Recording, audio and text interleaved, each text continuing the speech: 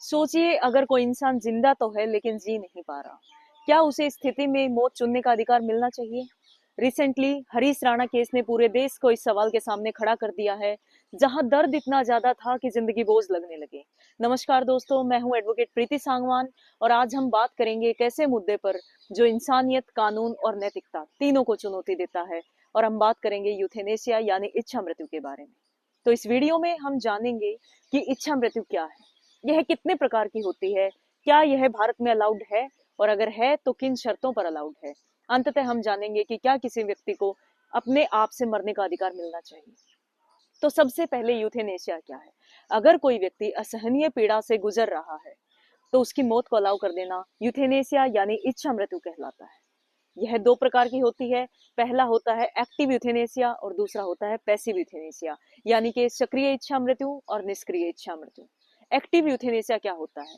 Active euthanasia का मतलब है कि अगर कोई व्यक्ति बहुत गंभीर बीमारी से जूझ रहा है, असहनीय पीड़ा से जूझ रहा है और वो बीमारी लाइलाज है या परसिस्टेंट वेजिटेटिव स्टेट से कोमा में है, यानी कि अपनी चेतना खो चुका है, तो उन केसेस में कोई दवा या इंजेक्शन देके उसकी जिंदगी को खत्म कर देना एक्टिव यूथेनेसिया के अंडर आता है।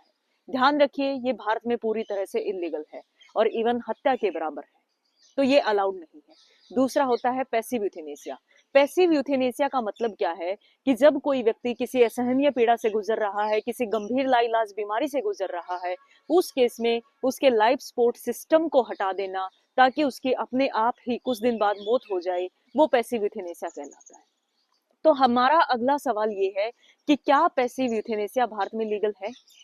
तो सबसे पहले Aruna Ramachandra Shanbaug versus Union of India के केस में ऑनरेबल सुप्रीम कोर्ट ने पहली बार पैसिव यूथेनेसिया की अनुमति दी थी।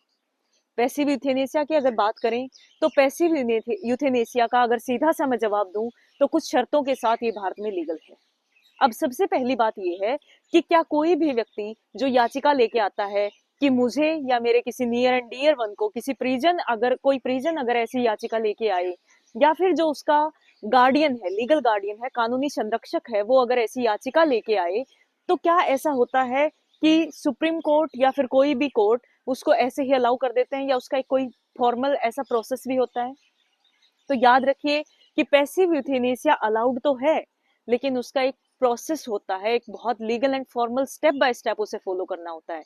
तो सबसे पहला जो इजी तरीका है वो है लिविंग विल का। ये 2018 में ऑनरेबल सुप्रीम कोर्ट ने इसके बारे में गाइडलाइंस दी थी।